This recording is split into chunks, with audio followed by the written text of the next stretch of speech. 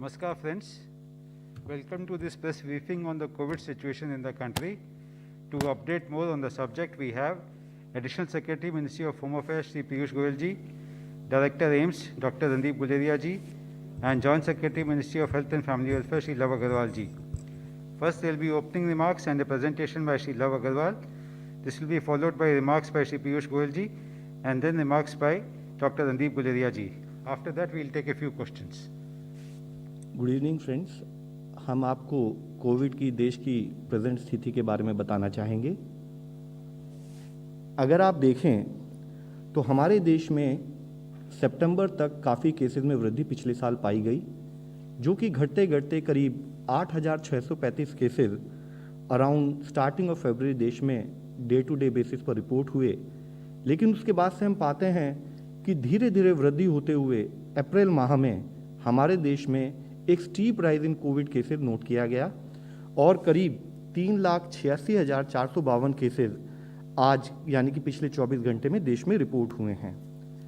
इस स्थिति को अगर हम एक और तरीके से एनालाइज करें तो हम पाते हैं कि हमारी करीब अप्रैल माह से केसेस में एक अत्यधिक वृद्धि नोट की गई है। जैसे कि आप देखें 5 अप्रैल के समय से करीब देश में प्रतिदिन 1 लाख केसेस आने शुरू हुए। 15 अप्रैल के करीब यह केसेस बढ़ते हुए 2 लाख केसेस प्रतिदिन के हिसाब से आने लगे और 22 अप्रैल से यह वृद्धि होते होते 3 लाख के करीब हमारे केसेस प्रतिदिन हम नोट कर रहे हैं। और आज हम 30 अप्रैल के करीब हैं तो हम देखते हैं कि 3,86,000 केसेस एक दिन में रिपोर्ट हो रहे हैं।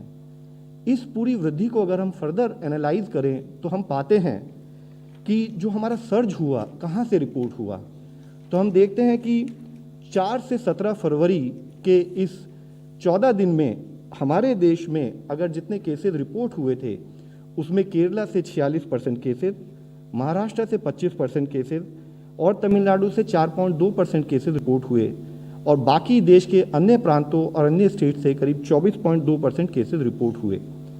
यह स्थिति अगर हम अगले फोर्टनाइट में एनालाइज करें, अगले 14 दिनों के पीरियड में एनालाइज करें तो पाते हैं कि अत्यधिक केसेस हमारे पंजाब से आने लगे और इस तरह बढ़ते बढ़ते केसेस जो करीब हम देखें कि 4 से 17 मार्च के उस अवधि में देखें तो पाते हैं कि महाराष्ट्र से 59.5% केसेस देश के आते थे, केरला से करीब 10%, पंजाब से 5.8%, तो करीब 75% केसेस देश के मार्च माह तक हमारे इन 3 स्टेट से अत्यधिक नोटिस किए गए। इसी ट्रेंड को फर्दर हम एनालाइज करें तो हम पाते हैं कि महाराष्ट्र से कंटिन्यूड बेसिस पर हमारे केसेस इसी तरीके से सबसे अधिक नंबर में पाए जा रहे हैं।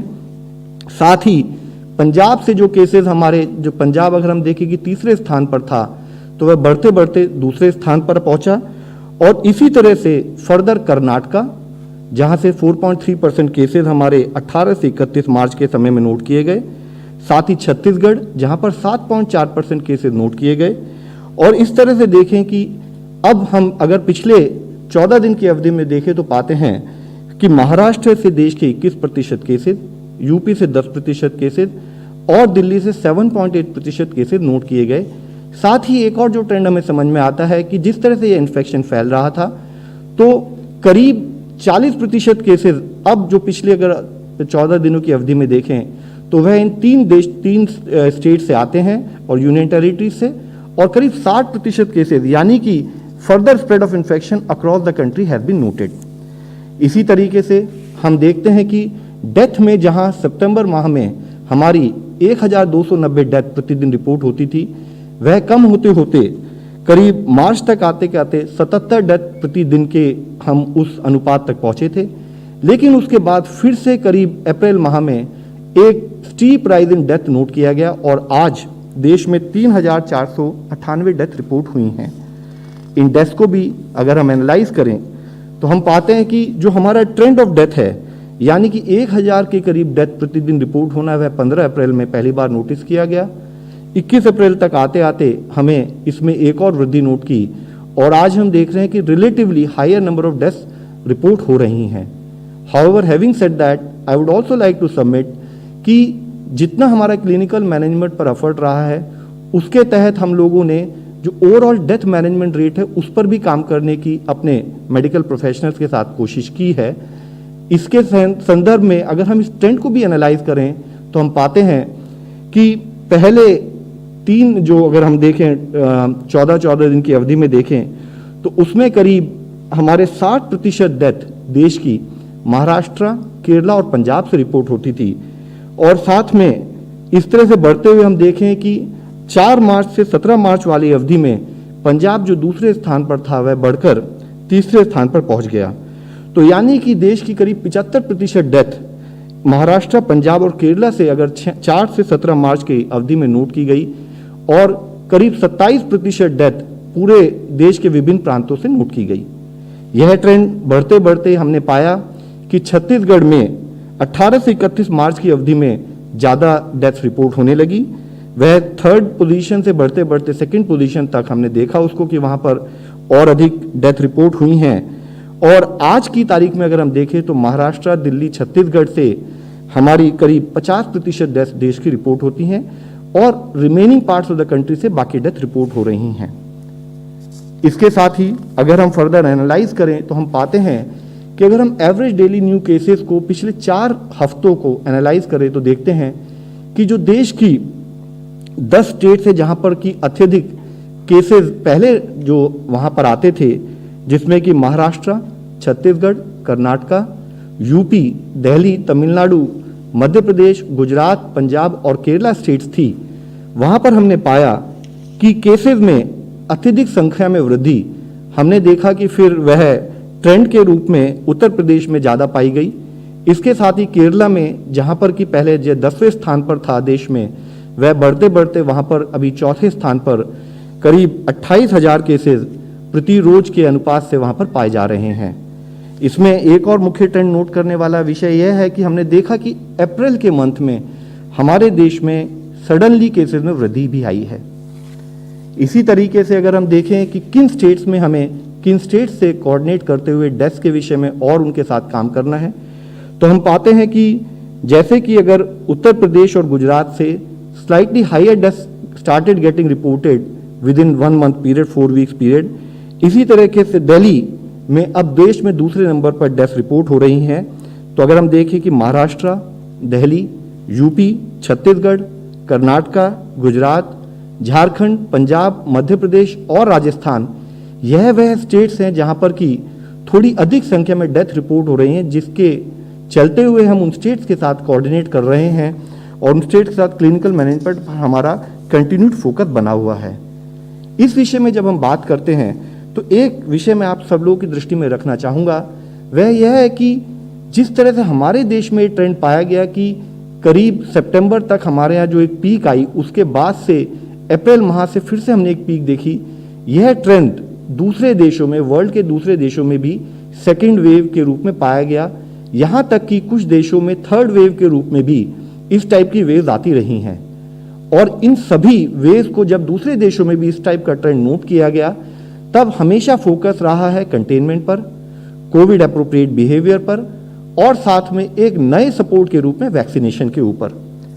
आज की इस स्थिति में एक जो चैलेंज हम सब लोगों के सामने उभर कर आता है, जिसको कि हम कंटिन्यूड बेसिस पर स्टेट्स के साथ डिस्कस कर काम कर रहे हैं, वह यह है कि कई स्टेट्स में हमने देखा कि जो सितंबर माह में जितने cases on a daily basis आ रहे थे, उसमें काफ़ी वृद्धि डेली बेसिस पर आने वाले केसेस में हुई है, जिसके कारण वहाँ का जो हेल्थ इंफ्रास्ट्रक्चर है वह स्ट्रेस में आता है और जिसके लिए हमें स्टेट के साथ मिलकर उस पर काम करने की बहुत अधिक ज़रूरत है। जिसमें मुख्यतः अगर आप देखें तो 24,886 केसेस अगर एक पीक हमने महाराष्ट्र में नोट की, आज करीब 68,000 के करीब केसेस अगर वहाँ से आते हैं तो करीब 2.x टाइम ऑफ पीक, यानी कि उतना ही वहाँ के हेल्थ सिस्टम पर स्ट्रेस क्रिएट हुआ, ये हमारे सामने दिखता है। इसी तरीके से यूपी में हम देखें तो 5.4x यानी कि उस लेवल की पीक है, तो जिसके लिए ज़रूरत है कि हम यूपी स्टेट के साथ सामंजस्य करते हुए, डिस्कस करते हुए वहाँ पर केस मैनेजमेंट के ऊपर काम करें। इसी तरह छत्तीसगढ़ में 4.5x की एक पीक नोट की गई।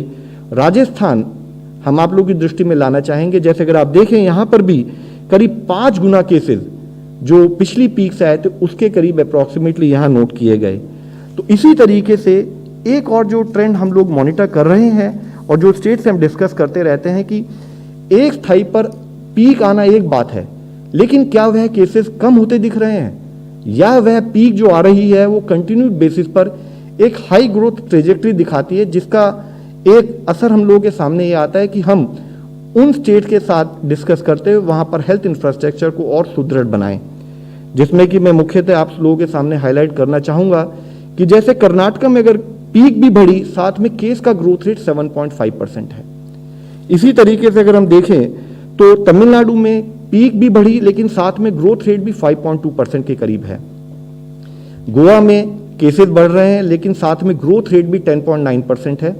इसी तरह उड़ीसा में पीक में हम वृद्धि पाते हैं और पीक के साथ साथ ग्रोथ रेट में भी 8.1% की वृद्धि पाते हैं, जिसके तहत हम आप लोगों की दृष्टि में ये लाना चाहेंगे कि जरूरत है कि एक स्थाई पर हम अपने हेल्थ इंफ्रास्ट्रक्चर पर मिलकर काम करें, दूसरा उसके साथ ही यह केसेस की ग्रोथ ट्रेजेक्ट्री को समझते हुए इस पर कंटेनमेंट के एफर्ट्स पर हमारा दबाव उसी तरीके से, हमारे एफर्ट्स उसी तरीके से चलते रहें। इस विषय में मैं आप लोगों की दृष्टि में यह भी लाना चाहूँगा कि गवर्नमेंट ऑफ इंडिया की तरफ से डे वन से ही एक बड़ा प्रोएक्टिव स्टैंड ये रहा है कि हम केसेस की ट्रेजेक्ट्री को नोट करें, स्टेट के साथ कोऑर्डिनेट करें और मिलकर उनके साथ कैसे एक स्ट्रैटेजी बनाएं कि हम केसेस को मैनेज कर सकें। हम लोग के इस एफर्ट्स के पार्ट में ही इवन जबकि हमने सितंबर लास्ट ईयर में देखा कि केसेस में डिक्लाइन आ रहा है, तब भी हम लोग स्टेट के साथ उसी तरीके से जुड़े रहे। एक एफर्ट आप लोग इस सबकी दृष्टि में है कि देश में वैक्सीनेशन जनवरी से लॉन्च किया गया, ताकि उसके थ्रू भी हमारे कंटेनमेंट के और ब्रेक ऑफ चेन के उसके एफर्ट्स में हमें एक सपोर्ट मिले। साथ ही हमने उस स्टेट से कंटिन्यूसली डिस्कस किया कि चाहे केसेस कम होते दिख रहे हैं, लेकिन हमें अपना गार्ड लोअर नहीं करना है। हमारा कंटिन्यूड फोकस बना रहे कंटेनमेंट मेजर्स पर, सर्वेलेंस पर। हम समय के साथ साथ अपनी टेस्टिंग कैपेसिटी बढ़ाते रहें। हमारा इंफ्रास्ट्रक्चर, हेल्थ केयर का इंफ्रास्ट्रक्चर और लॉजिस्टिक्स, उस पर हम काम करते रहें। और साथ ही कोविड अप्रोप्रिएट बिहेवियर, जो कि एक रूट कॉज के रूप में हम जिस तरह से हम केसेस की वृद्धि को रोक सकते हैं, उस पर हमारा एडहेरेंस के लिए काम चलता रहे। हमने हर स्टेट को यह भी रिक्वेस्ट की कि आप अपने केसेस की ट्रेजेक्ट्री को मॉनिटर करते रहें और उसके बेसिस पर अपनी फ्यूचर रिक्वायरमेंट ऑफ बेड्स को प्लान करें और उसी स्थाई से अपनी कोविड डेडिकेटेड फैसिलिटीज बनाते रहें। एक मुख्य अंश, एक मुख्य एफर्ट जो कोलैबोरेटिव स्पिरिट में हम लोगों ने किया था, वह है था कि इवन जिन स्टेट्स में हमने केसेस की ट्रेजेक्ट्री में हाई ग्रोथ रेट नोट किया, वहाँ पर 75 हाई लेवल और मल्टी डिसिप्लिनरी टीम, जिसमें पब्लिक हेल्थ एक्सपर्ट्स और क्लिनिशियंस इंक्लूडिंग सीनियर प्रोफेशनल्स जैसे कि director AIIMS, member NITI Aayog, director NCDC, ऐसे सीनियर अधिकारी भी वह स्टेट के स्थाई पर गए, वह जिलों में रहे, उन जिलों में जहाँ पर ट्रेजेक्ट्री में एक सर्ज नोट किया गया, ताकि वहाँ के डिस्ट्रिक्ट एडमिनिस्ट्रेशन को एक सपोर्टिव रोल वो प्रोवाइड कर सकें, ताकि उसके थ्रू हम किन चीज़ों पर फोकस करें जिससे कि हमारे केसेस की गति कम हो सके, वह प्रयत्न भी किए गए हैं। हमने स्टेट्स को एक डिटेल्ड टूल किट भी प्रोवाइड की कि आप कोविड मैनेजमेंट के संदर्भ में आपको क्या क्या कार्य करने हैं, और उसके साथ ही एक डिटेल्ड टेम्पलेट भी हमने डिस्ट्रिक्ट को प्रोवाइड किया कि आपके डिस्ट्रिक्ट में अगर हमें कोविड को मैनेज करना है तो कौन कौन से हमारे फोकस एरियाज होने चाहिए। इन फोकस एरिया में पहले महीने में, दूसरे महीने में, तीसरे महीने में किन किन चीज़ों पर हमें क्या काम करना चाहिए, एक टेम्पलेट बनाकर साथ में स्टेट गवर्नमेंट के ऑफिशियल्स के साथ हमने उस टेम्पलेट को उनके साथ डिस्कस भी किया, उनसे रिक्वेस्ट भी किया कि इसके बेसिस पर आप काम करें। जैसे कि आप देखें, चाहे वह महाराष्ट्र के ज़िले हों, गुजरात के हों, Haryana, Tamil Nadu, Madhya Pradesh, West Bengal, Delhi, Jammu Kashmir, Karnataka, Punjab, Bihar, UP and Chhattisgarh, इन सभी स्टेट्स में हमने स्टेट्स के साथ और डिस्ट्रिक्ट के साथ एक कोलैबोरेटिव डिस्कशन भी किया और उनसे कहा कि आप चेन ऑफ ट्रांसमिशन को रोकने के लिए जो जो कार्य करने हैं इस टेम्पलेट के तहत भी करेंगे तो शायद हम अपने एफर्ट्स में कामयाब हो सकते हैं। इसके साथ ही मैं आप लोगों की दृष्टि में लाना चाहूँगा कि रिसेंटली ही स्टेट गवर्नमेंट्स को एक दिशा निर्देश जारी किए गए, जहां उनसे रिक्वेस्ट किया गया कि जहां जहां पर हायर केसेस आ रहे हैं, जहां पर क्लस्टर ऑफ केसेस रिपोर्ट हो रहा है, वहां जरूरत है कि इंटेंसिव एक्शन और लोकल कंटेनमेंट एफर्ट्स की, क्योंकि हम हमेशा बात करते आए हैं कि जो इसका बीमारी का जो होस्ट है वह ह्यूमन बीइंग है। अगर हमने उसका मूवमेंट रिस्ट्रिक्ट कर लिया तो टू दैट एक्सटेंट हम चेन ऑफ ट्रांसमिशन को रोक पाएंगे। इसके साथ ही हमने स्टेट से यह भी रिक्वेस्ट की है कि जितने भी पेशेंट, जैसे कि आपने कुछ दिनों पहले भी यह विषय मीडिया द्वारा पूछा गया था कि कई हॉस्पिटल्स में सस्पेक्ट केसेस को वह एडमिट नहीं कर रहे हैं। तो हमने रीट्रेट किया कि हमारी क्लिनिकल मैनेजमेंट की जो टेक्निकल सपोर्ट गाइडलाइंस जो कि स्टेट्स को हमने इससे पहले भी पिछले साल भी प्रोवाइड की थी, उसके तहत कोविड सस्पेक्ट वार्ड भी बनाने चाहिए, जहां पर कि अगर कोई पेशेंट जिसका टेस्ट रिजल्ट किसी कारणवश नहीं आया है या डिलेड है बट वो क्लिनिकल सिम्टम से कोविड एग्जिबिट करता है, तो आप उसको कोविड सस्पेक्ट वार्ड में एडमिट करके उसका ट्रीटमेंट शुरू करें। आज जरूरी है कि जब पेशेंट के साथ साथ पेशेंट के अटेंडेंट एक हॉस्पिटल में जाते हैं तो वहां पर उनको उनके पेशेंट की स्थिति के बारे में बताया जाए, ताकि एक भय का वातावरण जो कुछ स्थानों पर हमने देखा क्रिएट हुआ उसको कम किया जा सके। इसके लिए हमने स्टेट से यह भी रिक्वेस्ट की है कि जितने भी हॉस्पिटल हैं वहां पर अटेंडेंट के लिए एक डेडिकेटेड फैसिलिटी बनाई जाए बैठने के लिए। वहां पर उनको ये इंश्योर किया जाए कि वहां पर एक टेलीफोन लाइन हो जो कि नर्सिंग स्टेशन से कनेक्टेड हो, और कोशिश की जाए कि एक एफर्ट इंश्योर किया जाए कि एक सीनियर डॉक्टर दिन के एक नियमित समय पर वहां पर आकर उस हॉस्पिटल में जो पेशेंट एडमिट है उनकी स्थिति के बारे में अपने अटेंडेंट्स को वो बताएं, और जरूरत हो सके फिजिबल जितना हो डिपेंडिंग ऑन पेशेंट कंडीशन वह यह भी इंश्योर करें कि जितने भी अटेंडेंट हैं जो वहां हॉस्पिटल में आए वो अपने पेशेंट से बात भी कर सके, either through a audio call और थ्रू ए वीडियो कॉल। साथ ही एक मेजर इशू हम लोगों के सामने रहा है कि हमने इनिशियल स्टेजेस ऑफ पेंडेमिक में ही यह पाया था कि ऑक्सीजन सपोर्टेड बेड्स एक मेजर क्लिनिकल इंटरवेंशन है, और उसके साथ ही पिछले साल ही हम लोगों ने करीब 1,02,400 ऑक्सीजन सिलेंडर नेशनल लेवल पर प्रोक्योर कर स्टेट्स में डिस्ट्रीब्यूट किए थे। नेशनल फार्मास्यूटिकल प्राइसिंग अथॉरिटी ने पिछले साल ही, इससे पहले जबकि हमने गैसियस मेडिकल ऑक्सीजन के प्राइसेस को कैप किया था, उन्होंने लिक्विड मेडिकल ऑक्सीजन के प्राइसेस को भी कैप किया।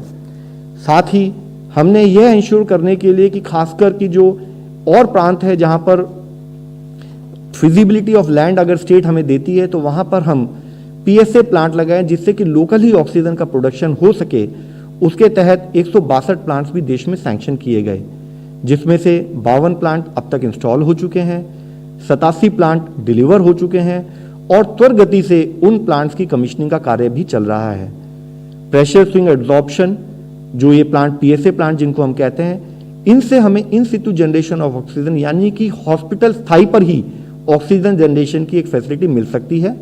साथ ही हम स्टेट से on a regular basis not only ministry of health, DPIIT और रिलेटेड ऑर्गेनाइजेशन इंक्लूडिंग MHA के साथ मिलकर हम अवेलेबिलिटी और सप्लाई ऑफ मेडिकल ऑक्सीजन पर प्लान कर रहे हैं। अभी देखें तो 8,593 मेट्रिक टन हमने 23 स्टेट को अभी अलॉट भी की है, और स्टेट के साथ कोऑर्डिनेट करते हुए यह ऑक्सीजन नीचे पहुंचाई जा रही है। इसके साथ ही 1,27,000 नए ऑक्सीजन सिलेंडर का ऑर्डर भी 21 अप्रैल को प्लेस किया गया है, जो कि आने वाले 1-2 दिनों में उसकी सप्लाई भी शुरू हो जाएगी, जिसमें कि 54,000 जंबो सिलेंडर्स डी टाइप जो बोलते हैं वह हैं, और 73,000 रेगुलर सिलेंडर जो बी टाइप सिलेंडर हैं वह सप्लाई किए जाएंगे। साथ ही इससे पहले जो हमने 162 ऑक्सीजन प्लांट पीएसए टेक्नोलॉजी के जो बताए थे, उनके अलावा DRDO की जो इंडिजिनस बनाई हुई एक टेक्नोलॉजी है उसके तहत 500 नए एडिशनल पीएसए प्लांट सैंक्शन किए जा चुके हैं, जिनका कार्य भी शुरू किया जा रहा है। इसके साथ ही 551 पीएसए प्लांट्स हम यूनियन हेल्थ मिनिस्ट्री के द्वारा जो different public health facilities particularly जो कि हमारे डिस्ट्रिक्ट स्थाई पर हैं वहां पर भी इन प्लांट्स को सैंक्शन करके उनका इंप्लीमेंटेशन का कार्य शुरू किया जा रहा है। इस समय की स्थिति को देखते हुए हर तरह के एफर्ट्स करना एक बहुत आवश्यक कार्य है। उसके तहत ही ऑक्सीजन का इंपोर्ट भी शुरू किया गया है।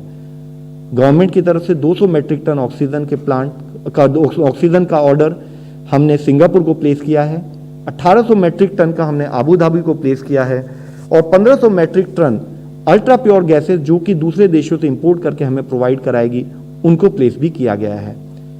एक अति आवश्यक कार्य यह भी था कि जब हम ऑक्सीजन की सप्लाई को देश में सुनिश्चित करें, उसके साथ ही हम ऑक्सीजन टैंकर्स की संख्या को भी बढ़ाएं। आज जब हमारे देश में एग्जिस्टिंग 1,224 ऑक्सीजन टैंकर्स हैं जिनकी कैरिंग कैपेसिटी 16,732 मेट्रिक टन है, हम उसको बढ़ाकर 2,000 तक करने के लिए कार्य कर रहे हैं, जिसके अंतर्गत हम 50% जो हमारे नाइट्रोजन और आर्गन टैंकर्स होते हैं, करीब 600 टैंकर, उनको ऑक्सीजन सप्लाई के लिए कन्वर्ट कर रहे हैं। साथ ही 138 क्रायोजेनिक टैंकर जो ऑक्सीजन के लिए इस्तेमाल होंगे उनको भी हम इंपोर्ट कर रहे हैं। हमने, मेरे कुलीग बताएंगे कि हमने कैसे इंडस्ट्रियल यूज ऑफ ऑक्सीजन को प्रोहिबिट किया है, जिसके थ्रू हमारे को करीब 1000 मेट्रिक टन एडिशनल ऑक्सीजन की अवेलेबिलिटी देश में सुनिश्चित की जाएगी। होम अफेयर्स की तरफ से रेस्ट्रिक्शन ना हो उसके और आदेश भी दिए गए हैं। रेलवेज और एयर ट्रांसपोर्ट के द्वारा कैसे हम अपने मूवमेंट को और सुचारू रूप से चला सकें उस पर भी कार्य किया जा रहा है। एक अति आवश्यक जो सूचना जो हमने स्टेट को रिक्वेस्ट की है वह यह की है कि जो भी अवेलेबल ऑक्सीजन है, since it is a critical commodity, इसके लिए जरूरी है कि उस ऑक्सीजन का रैशनल यूज किया जाए। जैसे कि छोटे छोटे विषय, जैसे कि एक तो जितनी आवश्यकता उससे ज़्यादा ऑक्सीजन ना दी जाए, जब जरूरत ना हो तो वॉल को क्लोज किया जाए।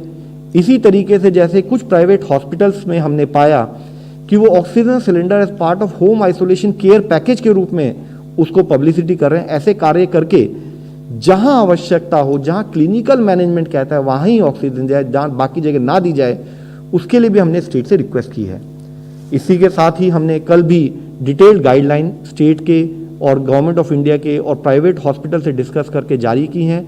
हमने स्टेट से कहा है कि हर हॉस्पिटल में ऑक्सीजन कंजम्पशन ऑडिट हो, अति आवश्यक जहां जरूरी हो वहीं पर ऑक्सीजन का और नॉर्म्स के हिसाब से इस्तेमाल किया जाए, वह रिक्वेस्ट हमने स्टेट से की है। एक और विषय हम साथ में बताना चाहेंगे कि जब एक स्थाई पर हम इन विषयों पर काम कर रहे हैं, उसी के साथ साथ गवर्नमेंट ऑफ इंडिया की तरफ से कंटिन्यूड एफर्ट 16 जनवरी से वैक्सीनेशन की तरफ भी चल रहा है। उसमें आप देखें health care workers, frontline worker को हमने अपने फेज 1 और फेज 2 में लिया और अब हम उसमें फेज 2 के तहत जो हमारे देश के नागरिक 45 साल से अधिक उम्र के हैं उनको भी हम कवर कर रहे हैं। उसके अंतर्गत हम लोगों ने 45 साल से अबव लोगों को 11.75 करोड़ डोजेज अब तक दी जा चुकी हैं। हमारे देश के हेल्थ केयर वर्कर को 1.56 करोड़ डोजेज दी जा चुकी हैं। फ्रंटलाइन वर्कर्स को 1.91 करोड़ डोजेज दी जा चुके हैं। तो अगर हम देखें तो अब तक पूरे देश में 15 करोड़ से अधिक डोजेज फ्री में पूरे देश के नागरिकों को, जिनको कि हमने एक प्रायोरिटी ग्रुप के रूप में माना है, उनको हम कवर कर रहे हैं। इसके पीछे भी मंशा, इसके पीछे भी एक गाइडलाइन यही है कि जैसे कि पूरी दुनिया में किया गया है, हमने आइडेंटिफाई किया कि कौन से हमारे प्रायोरिटी ग्रुप्स हैं, because again vaccine will be again A limited quantity. तो प्रायोरिटी ग्रुप में जो हमारे हेल्थ केयर वर्कर्स हैं, जो हमारे फ्रंटलाइन वर्कर्स हैं और जो देश के नागरिक 45 साल से अबव हैं, जिनको कि अगर इन्फेक्शन होता है तो उनके केस के सीरियस होने के चांसेस कुछ शायद ज़्यादा हैं, तो हमने उनको पहले प्रायोरिटाइज किया और अब तक करीब 15 करोड़ के करीब डोजेज देश में फ्री जनवरी से देते हुए हम लोग आ रहे हैं। इसी के साथ ही, नेक्स्ट स्लाइड प्लीज, इसी के साथ ही जैसे मैंने आपसे निवेदन किया, फेज 3 में अब हम इसको, जैसे कि लोगों ने कहा, जैसे कि स्टेट्स ने भी एक रिक्वेस्ट की, उसके तहत हमने कहा कि फेज 3 में 1 मई से ना कि हम लोग जो अब तक 45 साल से अबव लोगों को करते जो हम वैक्सीनेशन फ्री करते हुए आ रहे हैं, इसके साथ ही अगर स्टेट्स और प्राइवेट सेक्टर 18 से 44 साल के लोगों को भी कवर करना चाहते हैं तो वह उसको कवर करें। एक एडिशनैलिटी के रूप में यह गाइडलाइंस भी जारी की गई हैं और जो कि 1 मई से इसका कार्य शुरू हो रहा है।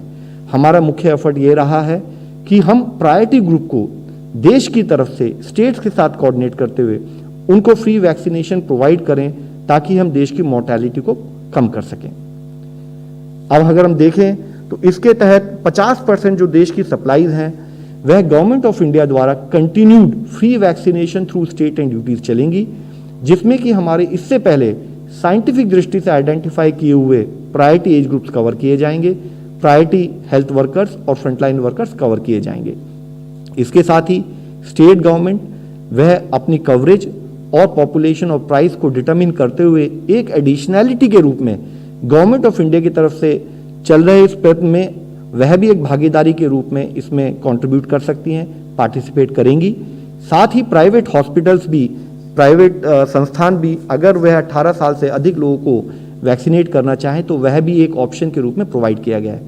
हमारा मुख्यतः एफर्ट यही है कि कैसे हम सब लोगों को मिलाते हुए आगे से आगे एफर्ट करें कि हम ज़्यादा से ज़्यादा पॉपुलेशन को कवर कर सकें। इसमें आज एक मुख्य अंश हम आप लोगों की दृष्टि में आपके द्वारा अपने देश के हर नागरिक को रिक्वेस्ट करना चाहेंगे कि जब हम कोविड से डील कर रहे हैं तो बहुत ज़रूरी है कि हम अवेयर रहें, अलर्ट रहें, मैनेज करें, बिना भय के मैनेज करें। और इसके अंतर्गत अगर आप देखें तो पिछले साल इस देश ने कोविड को मैनेज किया था। जब फर्स्ट पीक में हमारे क्या इंटरवेंशन थे जिसने हमें सपोर्ट किया? वह इंटरवेंशन थे सोशल वैक्सीनेशन, 2 गज की दूरी, वह इंटरवेंशन था यूज ऑफ मास्क ताकि हम रेस्पिरेटरी हाइजीन साथ में ध्यान रखें। तीसरा इंटरवेंशन था कि अपने हैंड हाइजीन, अपने हाथ को धोएं सैनिटाइजर से या साबुन से ताकि हम इन्फेक्शन का फैलना रोक सकें। इसके साथ ही एक हमारा और मेजर एफर्ट उस समय पर था कि हम अपने नेशनल क्लिनिकल मैनेजमेंट प्रोटोकॉल को फील्ड पर ढंग से इंप्लीमेंट करें, हर हॉस्पिटल को स्टेट के साथ मिलकर ओरिएंट करें ताकि क्लिनिकल मैनेजमेंट जो भी केस पॉजिटिव आए हम उनको ढंग से मैनेज कर सकें। इस हमारे पूरे एफर्ट में अगर आप देखें आज एक नए सपोर्ट के रूप में वैक्सीनेशन भी हमारे साथ है।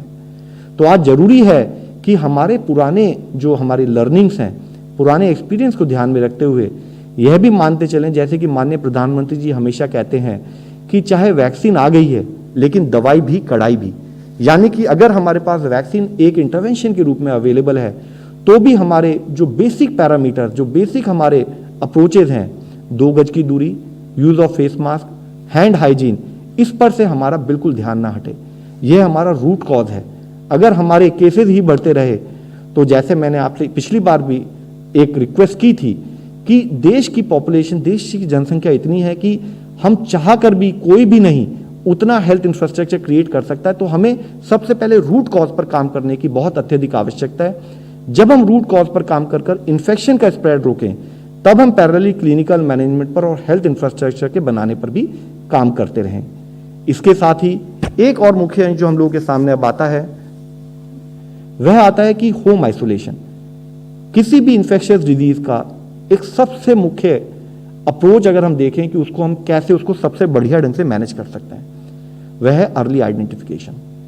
अर्ली आइडेंटिफिकेशन के लिए सबसे क्रिटिकल एलिमेंट है टाइमली टेस्टिंग, ताकि अगर हम अपने केस को टाइम पर आइडेंटिफाई कर पाएं तो हम केस को डिटीरियरेट होने से, केस को और कॉम्प्लिकेट होने से रोक सकते हैं। आपने सबने देखा होगा, इससे पहले भी हमारे सीनियर डॉक्टर कुलीग्स बताते आए हैं कि अराउंड 80 से 75% केसेस या तो एसिम्टोमेटिक रहेंगे या माइल्ड सिम्टम रहेंगे अगर हम उनको टाइम पे आइडेंटिफाई किया। वह सारे केसेस हम होम आइसोलेशन के थ्रू मैनेज कर सकते हैं। आज जरूरी है कि जो केसेस, क्योंकि बेड्स की अवेलेबिलिटी एक लिमिटेड ही है, तो जो बेड से रिलेटेड केसेस है वह बेड के लिए जाएं, चाहे वह ऑक्सीजन बेड हो, चाहे आईसीयू बेड हो, चाहे वेंटिलेटर हो, और बाकी जो केसेस है जो हम नॉर्म्स के हिसाब से, प्रोटोकॉल के हिसाब से मैनेज कर सकें उसको हम उसी तरीके से मैनेज कर सकें। मैं आप लोगों की दृष्टि में लाना चाहूंगा कि जब हम एसिम्टोमेटिक केस कहते हैं तब इसका अर्थ क्या है। एसिम्टोमेटिक केसेस वो केसेस हुए जो कंफर्म तो पाए गए लैब में, लेकिन उनमें कोई ऐसे मेजर सिम्टम नहीं है जिसको कि जैसे हम फीवर, कफ या ब्रेथलेसनेस बोलते हैं, और उनका ऑक्सीजन सैचुरेशन 94 से ज्यादा है। तो ऐसे केसेस को जब हम एसिम्टोमेटिक केसेस मानते हैं, इनको हम अपने घर पर ही मैनेज कर सकते हैं। इसी तरह माइल्ड केसेस वह केसेस हुए जहां पर कि हो सकता है कुछ खांसी या ऐसा कोई सिम्टम जरूर हो, फीवर हो, लेकिन ब्रेथलेसनेस ना हो, और हमारा ऑक्सीजन सैचुरेशन रूम एयर पर बिना किसी सपोर्ट के हम देखें तो वह 94 से ज्यादा हो।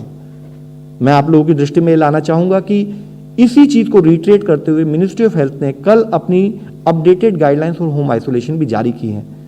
आप सबके द्वारा मेरी रिक्वेस्ट यही है कि काइंडली जो मिनिस्ट्री की वेबसाइट विच इज mohfw.gov.in, उस पर इन गाइडलाइंस को, जो अवेलेबल गाइडलाइंस हैं, खासकर हमारे वह लोग जो कि पॉजिटिव पाए गए हैं और वह फैमिली मेंबर जिनके घरों में पॉजिटिव लोग हैं, वह इन गाइडलाइंस को समझें और इन गाइडलाइंस के हिसाब से कार्य करें।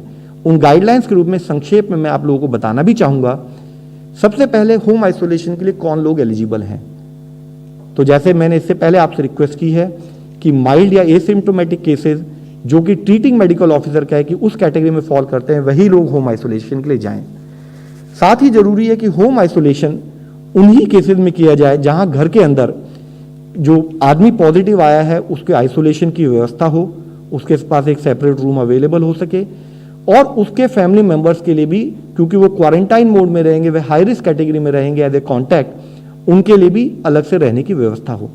अगर ऐसी व्यवस्था ना हो तो काइंडली स्टेट गवर्नमेंट से, डिस्ट्रिक्ट से कोऑर्डिनेट करते हुए आप फैसिलिटी क्वारंटाइन या फैसिलिटी आइसोलेशन की तैयारी करें। इसके साथ ही यह जरूरी है कि घर में उस पर्टिकुलर पेशेंट को देखने के लिए केयर गिवर हो, जो उस मल्टीपल लोग उस पेशेंट को रेगुलरली ना देखें, वह केयर गिवर एक हॉस्पिटल या हमारे पब्लिक हेल्थ के जो डिस्ट्रिक्ट के ऑफिशियल है उनसे टच में रहे, हमारे कॉल सेंटर से टच में रहे, और साथ में केयर गिवर और जो क्लोज कॉन्टैक्ट्स हैं घर के, उन सबको हाइड्रोक्सिल क्लोरोक्विन प्रोफाइलैक्सिस यानी कि एक एडवांस प्रिकॉशन के रूप में जो हमारा प्रोटोकॉल है, जो गाइडलाइन हमारी वेबसाइट पर भी अवेलेबल है, उसके हिसाब से ले, या जैसे कि ट्रीटिंग मेडिकल ऑफिसर ने सजेस्ट किया है उसके हिसाब से ले।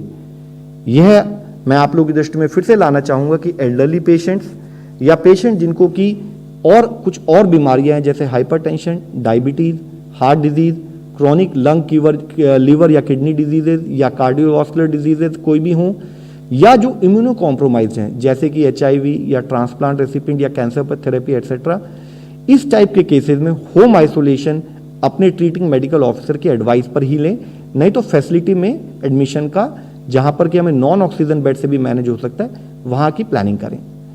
साथ ही पेशेंट के लिए क्या इंस्ट्रक्शंस हैं, पेशेंट्स जहां तक हो सके अपने आप को आइसोलेट करके एक वेल वेंटिलेटेड रूम में अलग से रहे। पेशेंट हर समय ट्रिपल लेयर मेडिकल मास्क पहने, यह बहुत जरूरी है। आप देखते होंगे कई जगह पर हमारी ही मीडिया में न्यूज आती है कि अब घर घर में फैल रहा है करके एक भय का वातावरण क्रिएट हो रहा है। हमें समझने की जरूरत है घर घर में इसलिए फैल रहा है क्योंकि हम जो उसकी रिक्वायर्ड प्रिकॉशन है वह नहीं लेंगे तो इन्फेक्शियस डिजीज डेफिनेटली फैलेगी। साथ ही जरूरी है कि पेशेंट अपने मास्क को 8 घंटे तक इस्तेमाल करके उसको डिस्कार्ड कर दे, नया मास्क का इस्तेमाल करे। केयर गिवर अगर फिजिबल है या तो वह ट्रिपल लेयर मास्क यूज करे, लेकिन अगर उसके पास अवेलेबिलिटी है तो जब केयर गिवर रूम के अंदर जाए और पेशेंट से इंटरेक्ट करे तब वह N95 मास्क का इस्तेमाल भी कर सकता है। पेशेंट के लिए जरूरी है कि वो बहुत रेस्ट ले, प्रॉपर उसका हाइड्रेशन बना रहे, रेस्पिरेटरी एट्रिकेट्स पे काम करे, हैंड हाइजीन पर ध्यान रखे, अपने हाथ को समय समय पर धोते रहें। साथ ही जरूरी है कि वह अपने कोई भी पर्सनल आइटम घर के किसी भी मेंबर से शेयर ना करें, नहीं तो इन्फेक्शन फैलने का खतरा है। जरूरी है कि जो उस कमरे की या घर की जो रेगुलरली टच सर्फेसेस जैसे डोर नॉब हो गया, जैसे टेबल हो गई, चेयर्स हो गई, उनको प्रॉपरली क्लीन करते रहें, उनको सैनिटाइज करते रहें। साथ में जरूरी है कि पेशेंट अपने टेम्परेचर को मॉनिटर करें, कहीं पर पल्स ऑक्सीमीटर अवेलेबल हो तो अपने ऑक्सीजन सैचुरेशन को भी मॉनिटर करें, और जब भी उन्हें लगे कि उनका ऑक्सीजन सैचुरेशन कम हो रहा है, जिसमें कि मेरे कुलीग डॉक्टर साहब और डिटेल में हमें गाइड करेंगे, तब वह उस केस में मेडिकल जो हेल्प है उसके लिए प्लान करें। इसीलिए जरूरी है कि एक स्थाई पर जब पेशेंट के बारे में हम बात कर रहे हैं उतना ही जरूरी है कि केयर गिवर भी अपना ध्यान रखे। केयर गिवर को हर समय ट्रिपल लेयर मास्क या N95 मास्क यूज करना चाहिए। डिस्पोजेबल ग्लव्स जब भी वह पेशेंट से संबंधित किसी चीज को हैंडल करता है, अपने मास्क को प्रॉपरली उसको डिस्पोज ऑफ करना चाहिए, अपने हाथ को रेगुलर बेसिस पर सैनिटाइज करना चाहिए। जब भी वह बीमार आदमी के संपर्क में आता है, चाहे उसके खाने से संबंधित समय पे या अदरवाइज, तब वह अपने हाथों को साफ करें सोप से या पानी से। और पेशेंट के बॉडी फ्लूइड पर्टिकुलरली जैसे कि ओरल फ्लूइड हुए या रेस्पिरेटरी सिक्रीशन हुए, जैसे कि हम बोलना खांसना, उनसे डायरेक्ट कांटेक्ट अवॉइड करें। जरूरत है तो डिस्पोजेबल ग्लव यूज करें जब वो पेशेंट से रिलेटेड कोई चीज हैंडल कर रहा है। कोई भी कंटैमिनेटेड आइटम, जो पोटेंशियली कंटैमिनेटेड आइटम हो सकते हैं जैसे कि खाने के बर्तन, गिलास, टॉवल एटसेट्रा, उनसे एक्सपोजर अवॉइड करे। और अगर बर्तन या कोई भी चीज धोनी है तो वह सोप और पानी से ग्लव्स पहन के धोए जाएं। साथ ही जितना भी हमारे ग्लव्स हैं या और भी जो संबंधित आइटम्स हैं उनका प्रॉपर डिस्पोजल किया जाए, वह स्वयं एक कारण न बने इन्फेक्शन के फैलने का। इससे संबंधित अब जो जरूरी है वह जरूरी है कि जब वह घर पर रहे तो किस टाइप से क्या ट्रीटमेंट प्रोटोकॉल फॉलो होना चाहिए। मैं अपने senior colleague director AIIMS sir से रिक्वेस्ट करूंगा कि वह गाइड करें। थैंक यू, नमस्कार। तो इसी कड़ी को आगे लेते हुए मैं यही कहना चाहूँगा कि सबसे पहले ये ज़रूरी है कि हम ये तय कर लें कि ये जो पेशेंट है जो एसिम्प्टोमेटिक है या माइल्डली सिम्प्टोमेटिक है, इसके पास यहाँ इनके पास फैसिलिटीज़ भी हैं और ऐसी कोई कोमॉर्बिडिटी नहीं है जिसके लिए उनको एडमिट होने की ज़रूरत है। अगर ऐसा नहीं है तो जो वो दवाई अपनी कोमॉर्बिडिटी के लिए ले रहे हैं वो उनको रेगुलरली लेनी चाहिए, चाहे वो डायबिटीज़ की दवाई हो, चाहे हाइपरटेंशन की दवाई हो, या और कोई दवाई जैसे कोलेस्ट्रॉल या और किसी की दवाई ले रहे हों। जो हम आम सिम्टम देखते हैं कोविड में, वो बुखार है, ज़ुकाम, नज़ला, गले में खराश, खांसी, उसकी जो हम सिम्टोमेटिक ट्रीटमेंट है वो करना ज़रूरी है। चाहे बुखार के लिए आप पैरासीटामोल ले लो, एंटी एलर्जिक ले सकते हैं ज़ुकाम के लिए, और खांसी के लिए कोई भी कफ सिरप ले सकते हैं। साथ में नमक के गरारे और स्टीम जो है, भाप जो है वो ले सकते हैं दिन में 2 दफ़ा। इससे भी कई मरीज़ों को आराम मिलता है।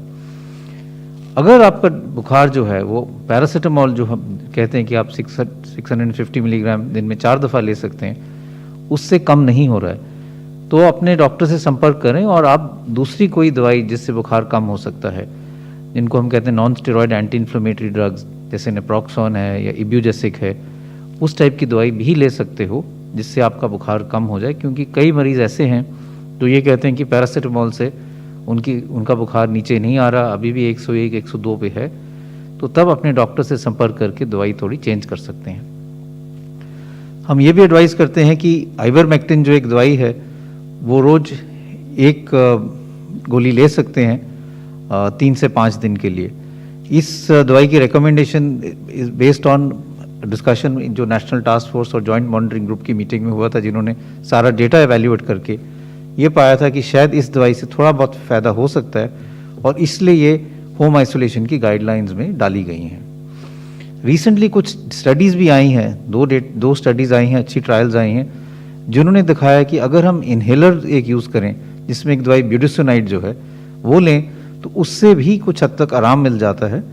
और ये इसका डोज 800 माइक्रोग्राम दिन में 2 दफ़ा है, और ये 5 से 7 दिन 10 दिन तक भी ले सकते हैं। स्पेशली उन लोगों के लिए जिनके बुखार या खांसी जो है 5 दिन से ज़्यादा हो गए और वो ठीक नहीं हो रही, तो ये जो दवाई है ये इनहेल्ड स्टेरॉइड्स है, ये फेफड़े में जाके आराम देते हैं, और इसमें काफ़ी अच्छा डेटा है कि ये इफेक्टिव है। सिस्टेमिक ओरल स्टेरॉइड्स हैं वो हम यूजली कहते हैं कि आप माइल्ड डिजीज़ में अवॉइड करें, और इसलिए इंडिकेटेड नहीं है। यहाँ तक तो मैं ये कहूँगा कि इससे नुकसान ज़्यादा हो सकता है। तो ये समझना बहुत ज़रूरी है कि जो अगर हम सिस्टेमिक स्टेरॉइड जो हम कहते हैं, जो आजकल लोग बहुत ज़्यादा यूज़ कर रहे हैं, वो तभी लेना चाहिए जब आप अपने डॉक्टर से कंसल्ट करें।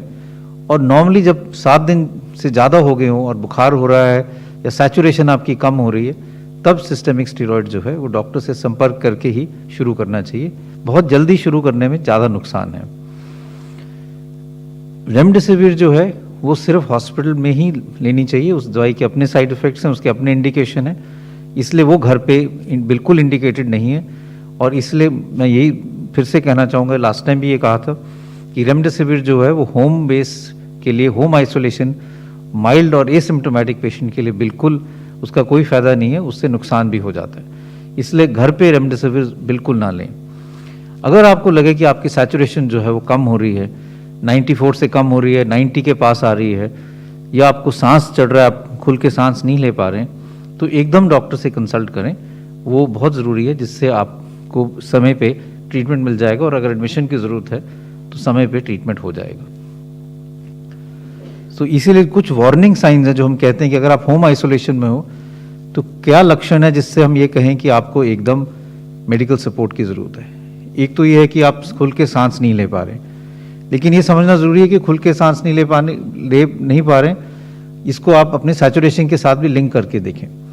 कई दफ़ा ऐसे होता है कि लोग घबराहट के कारण उनको लगता है कि मैं घुटन हो रही है, सांस नहीं ले पा रहे, सैचुरेशन 97 98 होती है, तो कंबाइन करके वो देख लें। लेकिन अगर सांस नहीं ले पा रहे हो खुल के, बेटर रहेगा कि आप मेडिकल एडवाइस लें। अगर आपकी ऑक्सीजन सैचुरेशन 94 से कम हो रही है तो भी मेडिकल सपोर्ट लेने की ज़रूरत है। अगर छाती में एकदम दर्द हो रहा है, भारीपन हो रहा है, तो भी आपको मेडिकल एडवाइस लेने की ज़रूरत है। अगर केयर गिवर ये देखते हैं कि पेशेंट जो है सुस्त ज़्यादा है, रिस्पॉन्ड नहीं कर रहा है, कंफ्यूज लग रहा है, आप ठीक से जवाब नहीं दे रहे हैं, बच्चों में भी हम ये देखते हैं, तो फिर आपको एकदम मेडिकल एडवाइस और मेडिकल सपोर्ट लेने की ज़रूरत है। तो ये वार्निंग साइंस हैं जो हमें ख्याल रखने चाहिए जब हम होम आइसोलेशन कर रहे हैं, और जो केयर गिवर को भी ध्यान रखना चाहिए। होम आइसोलेशन कब डिसकंटिन्यू करनी चाहिए, ये भी एक बहुत ज़रूरी चीज़ है समझना। और इसको हम कहते हैं when will the patient stand discharged and and home isolation, कब हम ये कह सकते हैं कि अब आप अपने कमरे से बाहर आ सकते हैं। इसके लिए जो हमारी गाइडलाइंस हैं वो ये कहते हैं कि एटलीस्ट 10 डेज हो जाने चाहिए, जिससे आप पहले सिम्टम से और from date of sampling of asymptomatic case. तो यानी कि अगर आप आज टेस्ट पॉजिटिव हुए, आपको कोई लक्षण नहीं है, तो आपको एटलीस्ट 10 दिन होम आइसोलेशन करने की ज़रूरत है। अगर कोई लक्षण है तो एटलीस्ट 3 दिन ऐसे होने चाहिए इन 10 दिन में, लास्ट 3 डेज, जब आपको कोई फीवर नहीं हुआ और कोई और सिम्टम नहीं है। तो अगर आपको छठे या 7वें दिन के बाद बुखार नहीं हुआ और 10 दिन हो जाते हैं तो आप होम आइसोलेशन से बाहर आ सकते हैं। इसके बाद टेस्ट करने की कोई ज़रूरत नहीं है। ये गाइडलाइन इसलिए कि डाली गई हैं बेस्ड ऑन साइंटिफिक लिटरेचर, क्योंकि ये देखा गया कि जो माइल्ड केसेस हैं, जो एसिम्प्टोमेटिक हैं, 7वें 8वें दिन के बाद जो वायरस है वो एकदम डेड हो जाता है और उसके chance of infectiousness is not there, यानी कि वो व्यक्ति और किसी को अब इन्फेक्शन नहीं दे सकता। वायरस कभी कभी RT-PCR में 2-3 हफ्ते तक भी रह सकता है, लेकिन वो डेड वायरस है, वायरस के पार्टिकल्स हैं जो टेस्ट में पिकअप होते हैं, इसलिए टेस्ट करने की ज़रूरत नहीं है। अगर आप 10 दिन हो गए हैं एसिम्प्टोमेटिक हो, या 10 दिन हो गए और इससे पिछले 3 दिन में आपको बुखार नहीं हुआ है, तो आप होम आइसोलेशन से बाहर आ सकते हैं। धन्यवाद डॉक्टर साहब। जो मुख्य विषय हम आप लोगों की दृष्टि में लाना चाहते थे कि अगर 80 से 85% लोग हमारे एसिम्प्टोमेटिक माइल्ड हैं, जो कि अगर वो टाइमली टेस्टिंग कर लेते तो पा सकते हैं, तो बहुत ज़रूरी है कि हम इन गाइडलाइंस को समझें और इन गाइडलाइंस के पीछे जो स्पिरिट है उसको इम्प्लीमेंटेशन में लाएं। इसके साथ ही एक विषय हम हमेशा आप लोगों की दृष्टि में लाते रहे हैं कि बहुत ज़रूरी है कि हम रूट कॉज पर काम करें। रूट कॉज यानी कि हम केसेस के इन्फेक्शन को फैलने से ही रोकें, इन्फेक्शन को कैसे कंटेन करें। आज जब हम कोरोना से करीब 1 साल 3 महीने से अधिक हो चुके हैं हम डील कर रहे हैं, तो हम जो समझते हैं, जो पाते हैं, वो देखते हैं कि 3 टाइप की रिएक्शन फील्ड में पाई जा रही हैं। एक रिएक्शन है मिसप्लेस ब्रेवरी, कोरोना कुछ नहीं है, ये तो स्कैम है, बहुत हो गया कोरोना, मुझे कोई मास्क नहीं चाहिए, और कोरोना का रोना बहुत हो चुका है, अब हमें पार्टी करनी है, there is life beyond corona also. एक इस टाइप का एक फीलिंग हमने अपने कुछ नागरिकों में, कुछ दोस्तों में पाते हैं।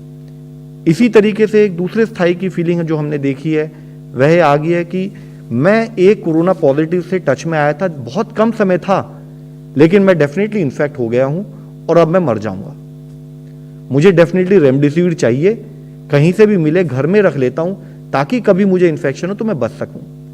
एक ऑक्सीजन सिलेंडर भी मेरे घर में हो तो बहुत अच्छा रहेगा, मैं अपनी तैयारी कर लेता हूं। तीसरे स्थाई पर, जो कि देश की मेजॉरिटी पॉपुलेशन है, जिसके कारण ही आज तक हम लोग इस देश में कोरोना को मैनेज करते आए हैं, वह यह है कि हम इन्फेक्शन को मिनिमाइज कर सकते हैं अगर हम कोविड अप्रोप्रिएट बिहेवियर को फॉलो करें, मास्क का यूज इस्तेमाल करें, हाथों को धोएं, 2 गज की दूरी रखें, और जितनी भी गाइडलाइंस हैं उनको समझें, अवेयर रहें, अलर्ट रहें, भय में ना रहें, और अपने डॉक्टर से कंसल्ट करते हुए हम पूरे प्रोसेस को फॉलो करें।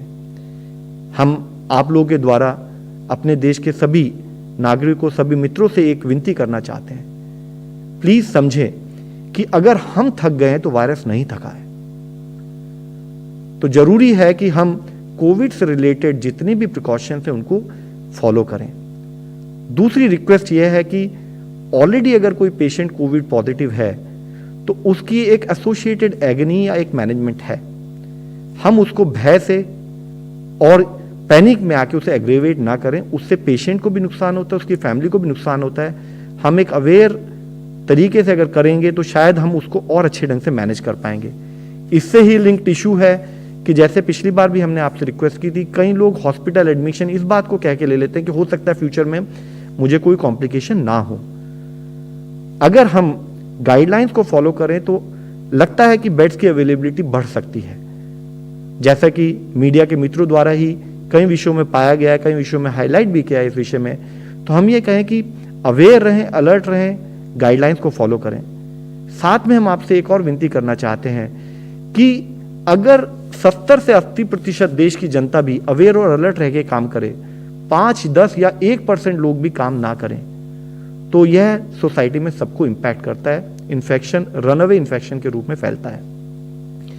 हमें जरूरी है कि हम ये समझें कि जब देश में कोरोना शुरू में 30 जनवरी 2020 में आया था, तब एक सिंगल केस ऑफ इन्फेक्शन से आज वह करोड़ों में कन्वर्ट हुआ है। वायरस फटीग की दृष्टि में नहीं है, हम जरूर कभी हद तक मानते कि शायद हम थक गए हैं। हमें आप सबके द्वारा विनती है कि चाहे वो लोग जो भय में हैं, वो लोग हैं जो कहते हैं कुछ नहीं होगा, हमें उन सब के भी सपोर्ट की ज़रूरत है, हमें उन सब की भी गाइडेंस की ज़रूरत है। प्लीज़ हमें अपना सपोर्ट प्रोवाइड कीजिए। कलेक्टिवली मिलके जो ये चैलेंज हमारे सामने, जो सेकंड वेव हमारे सामने है, हमें उसको किसी भी तरीके से मैनेज करके अपने जितने भी देश के नागरिक हैं, जो भी एक घर में जिसमें डेथ होती है वह पूरे समाज को इफेक्ट करती है, उसको समझते हुए हम सब लोगों को मिलकर काम करना है और ज़रूरी है कि हम रूट कॉज पर काम करें, इन्फेक्शन को फैलने से रोकें। धन्यवाद। पीयूष गोयल जी। प्रिय साथियों, जैसा कि हम लोगों ने पिछली बार अभी बात की थी कि इस देश में जो कोविड केसेस में बहुत ज़्यादा वृद्धि हो रही है, इसकी वजह से डिमांड फॉर मेडिकल ऑक्सीजन भी बढ़ती जा रही है। इस संदर्भ में जो भारत सरकार ने सभी राज्यों और केंद्र शासित प्रदेशों के साथ मिलकर कई सारे कदम उठाए हैं, जिसके बारे में हमने पिछली बार थोड़ी चर्चा की थी और पुनः मैं उन विषयों पर आपसे थोड़ी चर्चा करके आपको और जानकारी देना चाहूँगा। तो सबसे पहले हम उत्पादन क्षमता की बात करें तो इस देश में जो मेडिकल ऑक्सीजन की उत्पादन होता था वो पिछले साल अगस्त में करीब 6000 मेडिकल टन था। अब अथक प्रयासों से, जिसमें सभी के प्रयास शामिल हैं, चाहे वो भारत सरकार हो, चाहे राज्य तथा केंद्र शासित प्रदेश की सरकार हो, चाहे हमारे इंडस्ट्री के साथी हों, चाहे और हमारे वेरियस स्टेक होल्डर्स हों, उन सब के अथक प्रयासों से जो हमारे देश में डेली प्रोडक्शन कैपेसिटी है उसका 125% लगभग 9000 टन हम लोग अब आजकल डेली उत्पादन कर रहे हैं। और इसी प्रकार से जो मेडिकल ऑक्सीजन की सप्लाई है, सेल जो होती है, वो उसमें भी निरंतर वृद्धि होते होते अब वो 7500 टन प्रतिदिन है। यहाँ मैं स्पष्ट करना चाहूँगा कि देश के पास अभी वर्तमान में लिक्विड ऑक्सीजन के पर्याप्त स्टॉक उपलब्ध है और आने वाले समय में अगर यही वृद्धि अभी देखते हुए केसेस की भगवान की कृपा से हम उम्मीद करते हैं कि शायद ये स्थिति में सुधार हो जाए, हम सबके मिले जुले प्रयासों से स्थिति शीघ्र नियंत्रण में आ जाए, किंतु तब भी किसी प्रकार से ऑक्सीजन की कमी ना हो, इसलिए सरकार ने मेडिकल ऑक्सीजन को इंपोर्ट करने का भी कार्रवाई की है और ये सुनिश्चित किया जा रहा है कि आने वाले समय में भी हमें इस मेडिकल ऑक्सीजन की कमी ना हो। अब मैं बात करूंगा कि इसमें हमने सरकार को, जैसे हम पिछली बार बताया था कि कई प्रयास किए जा रहे हैं इसकी और उत्पादन क्षमता को बढ़ाने के लिए, पर पिछली बार में मैंने उन प्रयासों के बारे में चर्चा नहीं की थी। तो आज मैं आपको बताना चाहूँगा कि क्या क्या प्रयास किए जा रहे हैं कि हम कैसे अपनी ऑक्सीजन सप्लाई को और अधिक बढ़ाएं। एक तो नए ऑक्सीजन के प्लांट शुरू किए गए हैं और जो पुराने हमारे ऑक्सीजन के प्लांट्स थे उनकी भी जो डेली प्रोडक्शन था उसको अथक प्रयास से बढ़ाया जा रहा है और इसमें सभी के सहयोग से काफ़ी अच्छा हमको परिणाम मिल रहे हैं। साथ ही साथ जो इंडस्ट्रियल गैस मैन्युफैक्चरर्स थे उनको भी ये परमिशन दी गई है कि वो मेडिकल ऑक्सीजन का उत्पादन कर सकें। स्टील प्लांट्स में जो प्रोडक्शन था उसमें एक उनके प्रोडक्शन की एक बाई प्रोडक्ट होती है लिक्विड ऑक्सीजन, तो उन्होंने उसको भी अपना बहुत प्रयास करके काफ़ी बढ़ाया है और पिछले कई महीनों में इसका प्रोडक्शन काफ़ी ज़्यादा बढ़ा है। इसके अलावा एक कोविड हॉस्पिटल्स, एक अलग तरह के jumbo container based Covid hospitals भी सेटअप किए जा रहे हैं जिसको में गैसियस ऑक्सीजन का इस्तेमाल किया जाता है। सामान्यतः हम लोग जब बात करते हैं तो हम लिक्विड ऑक्सीजन की बात करते हैं और यहाँ पे पर ये एक प्रयोग हो रहा है चूँकि ये जो यूनिट थे इंडस्ट्रियल, चूँकि ये ज़्यादातर गैसियस ऑक्सीजन ही प्रोड्यूस करते हैं, तो उसका उपयोग करने के लिए उन्हीं प्लांट्स के पास में ये jumbo container based Covid hospitals खोले जा रहे हैं जिससे कि हमारे ऑक्सीजन बेड्स की क्षमता में अधिकाधिक वृद्धि की जा सके। इसी प्रकार से मेडिकल ऑक्सीजन का जो अन्य उत्पादक जो कर सकते थे, जिनको अभी पहले नहीं कर रहे थे, पर वर्तमान में अपने प्रोडक्शन फैसिलिटीज़ में थोड़ा बहुत परिवर्तन करके उसको मेडिकल ऑक्सीजन में उपयोग ला सकते थे, तो उन सबको भी सहयोग करके उनको प्रेरित किया जा रहा है कि वो ज़्यादा से ज़्यादा इसमें अपना योगदान दें। साथ ही साथ सरकार ने जो ऑक्सीजन का इंडस्ट्री के लिए यूज़ होता था उसको रिस्ट्रिक्ट किया है। उसमें खाली जो मेडिकल से संबंधित हमारी इंडस्ट्रीज़ हैं, फार्मास्यूटिकल्स हुई, चाहे वेल्स हुई या ऑक्सीजन सिलेंडर्स बनाने के लिए जो उपयोग आती हैं, इनको छोड़ के तथा डिफेंस फोर्सेस को छोड़ के बाकी सभी इंडस्ट्रियल कार्यों के लिए लिक्विड ऑक्सीजन का प्रयोग मना कर दिया गया है। प्रेशर स्विंग एड्सॉर्प्शन प्लांट्स के बारे में मेरे साथी ने अभी आपको विस्तार में बताया ही था, और जैसा मैंने अभी चर्चा करी कि मेडिकल ऑक्सीजन का इंपोर्ट किया जा रहा है। अब प्रोडक्शन के बाद फिर अगली बात आती है कि चूंकि संसाधन, हमें अपने संसाधनों का जुडिशियस उपयोग करना चाहिए, तो इसलिए भारत सरकार ने सभी सरकार राज्यों और तथा केंद्र शासित प्रदेशों के साथ चर्चा करके तथा मैन्युफैक्चरर्स और अदर स्टेक होल्डर्स के साथ चर्चा करके और स्वास्थ्य विभाग के जो नॉर्म्स हैं इस बारे में, उनको ध्यान में रखते हुए किस जगह की कितनी आवश्यकता है, इसका एक मूल्यांकन करके एक एलोकेशन प्लान वर्कआउट किया है, जो कि डायनामिक इन नेचर है। ये निरंतर रिव्यू किया जाता है। इसमें दो तरह से होता है। एक तो जो एलोकेशन कोटा है, इसको लगभग प्रतिदिन बेसिस पे रिव्यू करके जहां आवश्यकता अनुसार परिवर्तन करना होता है किया जाता है।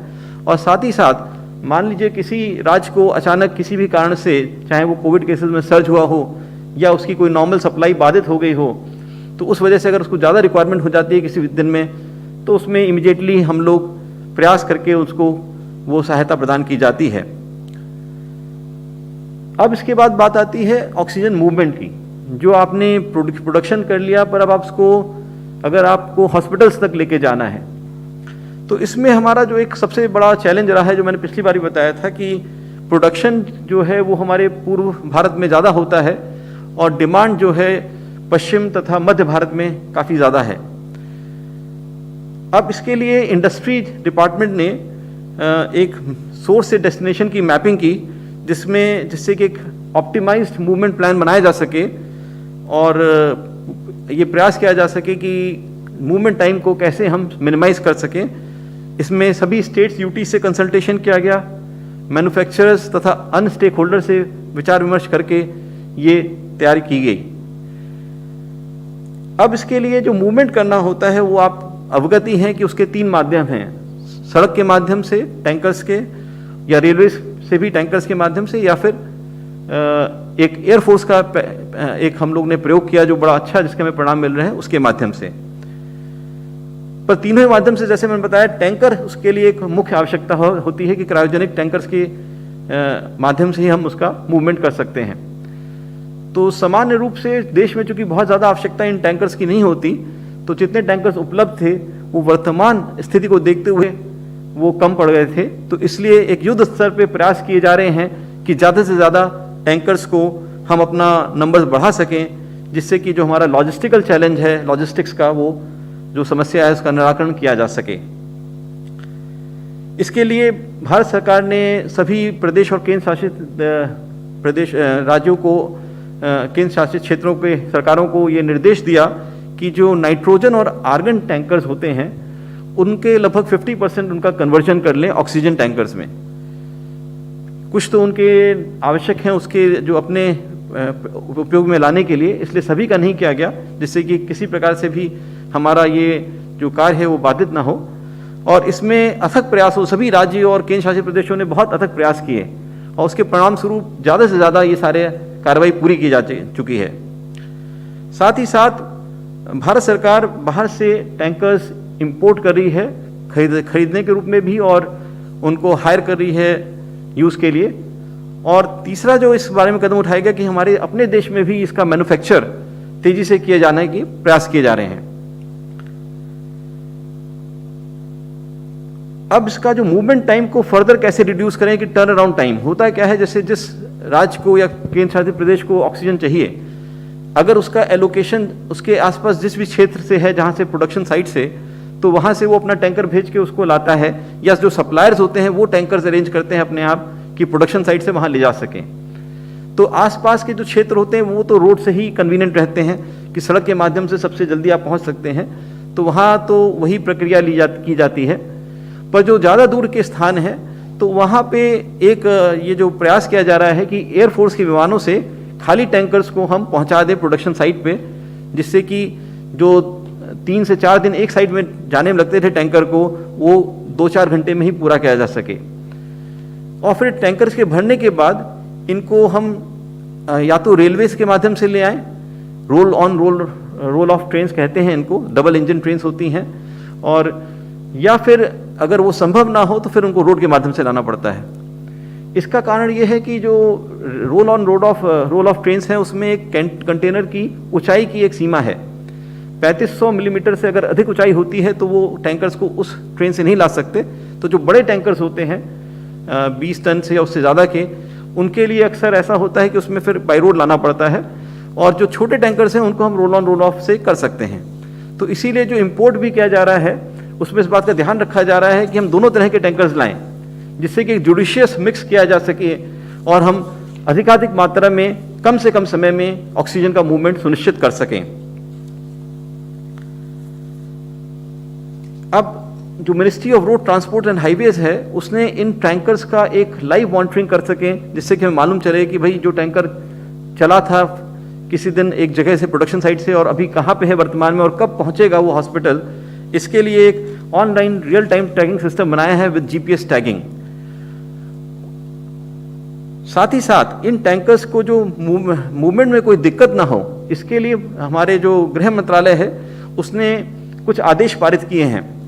पहला तो 22 अप्रैल को गृह मंत्रालय ने ये आदेश पारित किया अंडर डिजास्टर मैनेजमेंट एक्ट, जिससे कि सभी राज्यों और केंद्र शासित क्षेत्रों को ये निर्देश दिए गए कि अनइंटरप्टेड मूवमेंट हो हमारी ऑक्सीजन टैंकर्स का। साथ ही साथ उनको पुनः ये निर्देश दिए गए कि इन ऑक्सीजन टैंकर्स को आप एडिक्वेट सिक्योरिटी दें और एक इनके लिए ग्रीन कॉरिडोर बनाया जाए, और जैसे कि आप एम्बुलेंसेस के लिए बनाते हैं। स्टेट्स यूटीज को ये भी निर्देश दिए गए कि चूंकि गंभीर स्थिति को देखते हुए कि वो अपने अपने यहाँ एक कंट्रोल रूम बनाएं, जिसमें वो पूरा मॉनिटर करें मूवमेंट का, और आगे फर्दर उसका आपका जो भी कोई इसमें समस्या आए इंटर स्टेट मूवमेंट में, उसका निराकरण करने के लिए उसको लिंक किया गया एक वर्चुअल सेंट्रल कंट्रोल रूम से, जिसको और मजबूत करते हुए इसमें एडिशनल सेक्रेटरी तथा जॉइंट सेक्रेटरी स्तर के विभिन्न विभागों के अधिकारी सम्मिलित किए गए, जैसे कि health, industry, home ministry, steel ministry, railways, मॉर्थ इत्यादि। ये सारे ऑफिसर्स जो हैं ये एक सोशल मीडिया ग्रुप के पार्ट हैं, और जो कि रियल टाइम बेसिस पे 24/7 जो भी कोई समस्या आती है उसका तत्काल निराकरण करते हैं। और इसके बाद आती है बात, एक बार जब हमारी ऑक्सीजन वहां पहुंच जाए अपने निर्धारित गंतव्य स्थान पे, राज्य में या केंद्र शासित प्रदेश में, क्षेत्र में, तो वहां पे हॉस्पिटल्स में उसका डिस्ट्रीब्यूशन कैसे हो। तो इस संदर्भ में जो वर्तमान में व्यवस्था है वो हॉस्पिटल्स में जब ऑक्सीजन पहुंचती है तो उसको वहां पे 2 तरह से स्टोर किया जाता है। एक तो क्रायोजेनिक टैंक्स होते हैं और दूसरे ऑक्सीजन सिलेंडर्स। इन दोनों की भी संख्या में बहुत वृद्धि की गई है, और अभी इसका जो और निरंतर प्रयास जारी हैं, इस संदर्भ में भी हम ऑक्सीजन सिलेंडर्स को बाहर से भी मंगा रहे हैं, और कोशिश की जा रही है कि इसको हम जितने से अधिक मैक्सिमाइज कर सकें वो किया जाए। और अब इसके बाद जो बहुत सबसे महत्वपूर्ण बात आती है कि हम इसका जुडिशियस उपयोग करें, क्योंकि ऑक्सीजन जो है इसके बारे में हमारे स्वास्थ्य विभाग ने दिशा निर्देश जारी किए हैं, गाइडलाइंस जारी की हैं कि किस प्रकार से इसका उपयोग किया जाना चाहिए। ये बात ध्यान देने योग्य है कि ज़्यादातर केसेस में ऑक्सीजन की आवश्यकता नहीं होती। केवल उन्हीं केसेस में जहां ऑक्सीजन सैचुरेशन लेवल ज़्यादा कम हो जाए, ब्रीदिंग में दिक्कत हो, वहां पे ऑक्सीजन देने की आवश्यकता होती है। और ऑक्सीजन देते समय भी कितनी ऑक्सीजन की मात्रा देनी चाहिए, इसके बारे में हेल्थ मिनिस्ट्री के कुछ नॉर्म्स हैं। तो हमने सभी राज्यों से और केंद्र शासित प्रदेशों से ये आग्रह किया और निरंतर कर रहे हैं कि हम इसको लगातार सब वो लोग मिलें, सारे हॉस्पिटल्स के साथ निरंतर इस पे बातचीत संवाद जारी रखें, उनको सेंसिटाइज करते रहें, और ये सुनिश्चित करें कि जो ऑक्सीजन का उपयोग है वो बड़ा जुडिशियसली किया जा रहा है जाए, जिससे कि किसी प्रकार की वेस्टेज ना हो। अंत में मैं एक बार फिर अपने सभी देशवासियों को ये विश्वास दिलाना चाहूँगा कि भारत सरकार तथा स्टेट्स और यूटीज़ की जो सरकार है, वो सभी बिल्कुल निरंतर एक दूसरे से मिलके एकजुट होके और इंडस्ट्रीज, मैन्युफैक्चरर्स और ट्रांसपोर्टर्स तथा जो भी और स्टेक होल्डर्स हैं, उनके साथ 24/7 बेसिस पे निरंतर ये प्रयास कर रहे हैं कि हम ये सुनिश्चित कर सकें कि देश के किसी भी भाग में ऑक्सीजन की सप्लाई में कोई कमी ना हो, जिसकी वजह से हमारे जो देशवासी हैं उनको जिनको इस कोविड की वजह से ऑक्सीजन की आवश्यकता हो, वो उनको समुचित मात्रा में उपलब्ध कराई जा सके। मैं पुनः ये आप सबसे निवेदन करना चाहूँगा कि ऑक्सीजन को अवेलेबिलिटी को लेके हम लोग किसी भी प्रकार के घबराहट में ना हो, कोई पैनिक में ना पड़े। ये बात ज़रूर है कि हमारे लॉजिस्टिकल चैलेंजेस हैं, हमारे पास पर्याप्त सप्लाई उपलब्ध है, पर लॉजिस्टिकल चैलेंजेस की वजह से ऐसा होता है कि कभी कभी कई जगह पे ये खबर आने लगती है कि साहब वो ऑक्सीजन की कमी हो रही है और ख़त्म होने वाली है। पर हमारे सभी स्टेट्स और यूटीज़ ने इस बारे में बहुत अच्छा एक कंट्रोल रूम व्यवस्था डेवलप करी है over the last few days, और हमारे वर्चुअल सेंटर कंट्रोल रूम से हम लोग इसको रात दिन निरंतर मॉनिटर करते रहते हैं कि जहाँ कहीं से भी अगर कोई सूचना आती है किसी प्रकार की, किसी हॉस्पिटल की, तो हम तत्काल उस स्टेट और यूटी के जो अधिकारी हैं उनको अलर्ट करते हैं कि आप तत्काल इसमें देखें क्या समस्या है, उसका निराकरण करें। और हम सभी के सम्मिलित प्रयासों से, हमारे सभी देशवासियों और आप सबके प्रयासों से हम लोग ये अभी तक हम लोग ने बहुत हद तक ये सुनिश्चित किया है कि इस प्रकार की घटनाओं को रोका जा सके। तो पुनः आप सबका धन्यवाद देते हुए मैं आप सबसे आग्रह करूंगा कि किसी भी तरह से इस बात को लेकर घबराए नहीं, कोई पैनिक क्रिएट ना करें, और हम सब मिलके इस गंभीर चुनौती का सफलतापूर्वक सामना कर सकेंगे। धन्यवाद। Doctor Randeep Guleria ji. Thank you, नमस्कार। मैं 3 चीज़ों पे टच करना चाहूँगा। सबसे पहले क्लिनिकल मैनेजमेंट और इंफ्रास्ट्रक्चर पे। जैसे अब अभी बताया गया कि पूरे प्रयत्न किए जा रहे हैं कि हमारी ऑक्सीजन डिमांड, बेड्स की डिमांड पूरी तरह से मीट की जाए और पेशेंट्स को एडमिशन के लिए कोई प्रॉब्लम ना हो। ये जो सेकेंड वेव आया है उसकी जो एकदम रेट ऑफ राइज था वो बहुत रैपिड रहा है, इसलिए कुछ टाइम के लिए हेल्थ इंफ्रास्ट्रक्चर पे बहुत स्ट्रेन पड़ा है, क्योंकि नंबर ऑफ केसेस जो हैं उनकी डबलिंग बहुत रैपिडली हुई है। अगर हम देखें तो जैसे पेशेंट एक हॉस्पिटल में एडमिट होते हैं, एक वार्ड में एडमिट होंगे जिनको ऑक्सीजन की जरूरत है, 7 से 10 दिन वो वहां रहेंगे, तो टर्नओवर टाइम जो है अगर वो कम हो जाए तो हॉस्पिटल्स पे, इंफ्रास्ट्रक्चर पे स्ट्रेन पड़ेगा। इसके साथ साथ ये भी जरूरी है कि हम ये देखें कि मैनेजमेंट जो है वो प्रॉपर की जाए। और जैसे हम देख रहे हैं कि ये जो पैंडेमिक है it is going to tier 2, tier 3 cities और जगह भी फैल रहा है, तो ये बहुत जरूरी है कि ट्रेनिंग सबकी हो, स्पेशली उन डॉक्टर्स की जिनको इतना आइडिया नहीं है कि ये जो नई बीमारी है कोविड-19 इसको कैसे ट्रीट करना है। इसके संबंध में गवर्नमेंट ने और मिनिस्ट्री ने रीजनल सेंटर्स ऑफ एक्सीलेंस बनाए हैं। उसमें AIIMS new Delhi is leading that, और हमने 14 ऐसे सेंटर्स पूरे देश में बनाए जो रीजनल सेंटर्स ऑफ एक्सीलेंस हैं, जैसे पीजीआई चंडीगढ़ है, जिपमर है, एम्स जोधपुर है, एम्स भुवनेश्वर है, केजीएमयू है या निगरिम शिलोंग है। इन सारे जो सेंटर्स हैं इनके साथ एक मेंटरिंग प्रोग्राम बनाया जाएगा, और ये जो सेंटर्स हैं ये आगे जाके और डॉक्टर्स की ट्रेनिंग करेंगे इन कोविड मैनेजमेंट। तो चाहे टायर 2, टायर 3 शहरों के डॉक्टर्स हों, डिस्ट्रिक्ट लेवल के डॉक्टर्स हों या प्राइमरी हेल्थ सेंटर के डॉक्टर हों, चाहे गवर्नमेंट सेक्टर में हो चाहे प्राइवेट सेक्टर में हो, सबके लिए हम एक ट्रेनिंग मॉड्यूल बनाएंगे जिससे हम उन सबको रीच कर पाएं, उन सबको ट्रेन कर पाएं, जिससे मैनेजमेंट प्रॉपर हो और कोई भी पेशेंट इम्प्रॉपर ट्रीटमेंट के कारण उसकी जान ना जाए। ये समझना बहुत ज़रूरी है कि इस टाइम पे misuse of drugs has to be avoided, और बीमारी के बारे में थोड़ा समझना बहुत ज़रूरी है, क्योंकि अभी भी लोग सोचते हैं कि रेमडेसिविर दे देते हैं, स्टीरॉयड दे देते हैं, और जैसे हमने अभी गाइडलाइंस में भी दिखाया, होम आइसोलेशन की गाइडलाइंस में, इनकी कोई ज़रूरत नहीं है।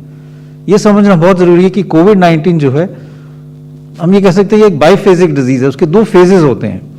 पहला फेज है जब वायरस शरीर में ज़्यादा फैलता है, नाक में, गले में, फेफड़े में, और उसके कारण बुखार होता है, जुकाम, नज़ला होता है, उसके लिए सिम्टोमेटिक ट्रीटमेंट से ही ज़्यादातर लोग ठीक हो जाते हैं। कई लोगों में जब वो फेफड़े में ज़्यादा फैलता है तो ऑक्सीजन कम होने लगती है और हम उनको स्टेज 2 कहते हैं। जब हम तब सोचते हैं कि इस पेशेंट को एडमिशन की ज़रूरत है और एंटीवायरल ड्रग जैसे रेमडेसिविर है या प्लाज्मा देते हैं।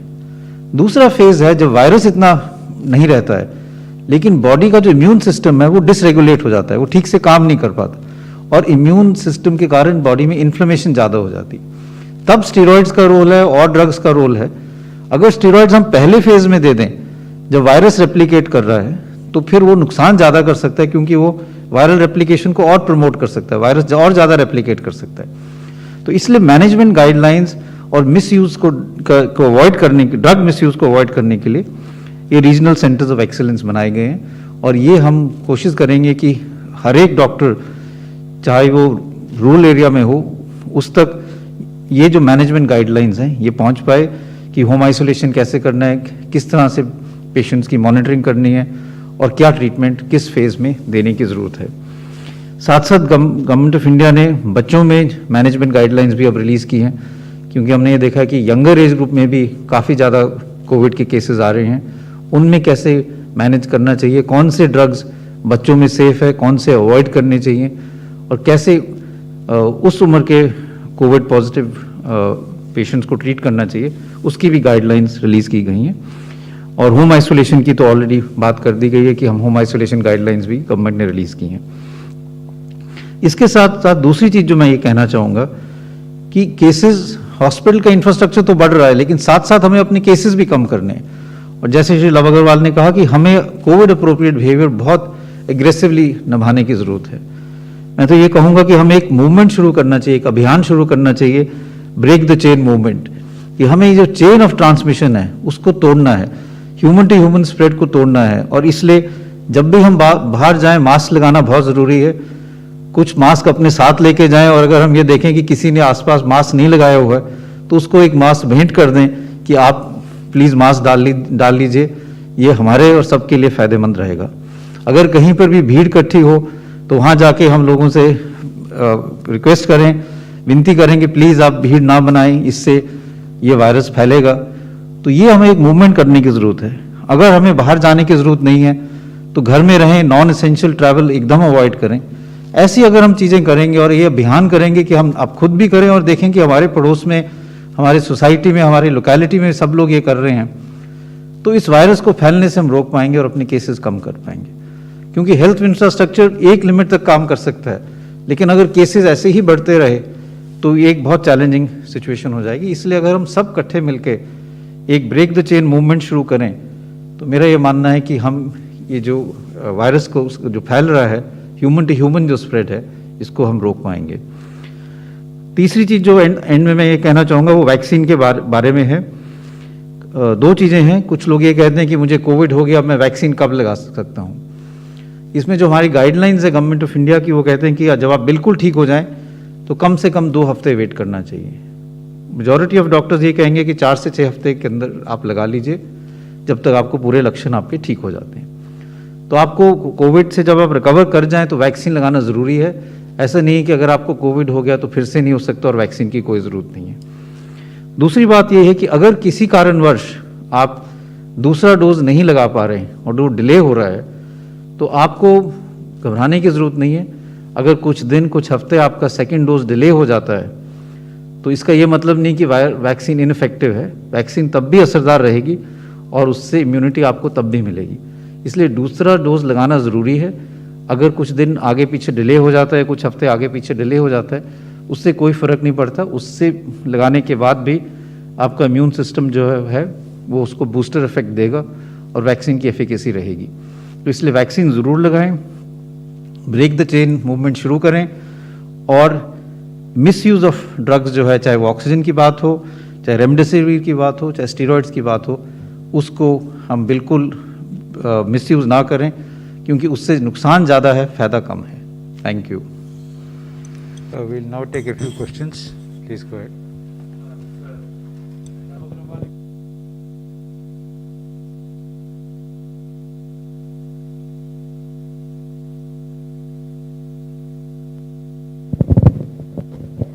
Sir, 2-3 important points that I want to know, because tomorrow we are rolling out, and as Dr. Randeep is pointing out, if India has to succeed, it has to be the vaccination program. But state after state are saying there are no vaccinations.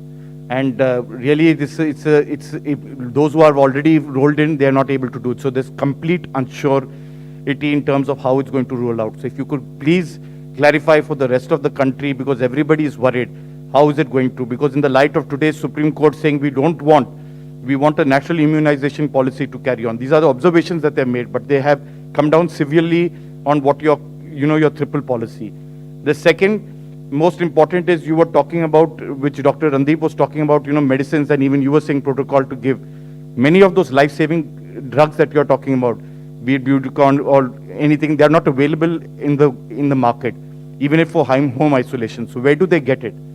And lastly, what have you done as a health ministry and the Ministry of Home Affairs to have stopped these super spreader events like the Kumbh Mela or the election rallies?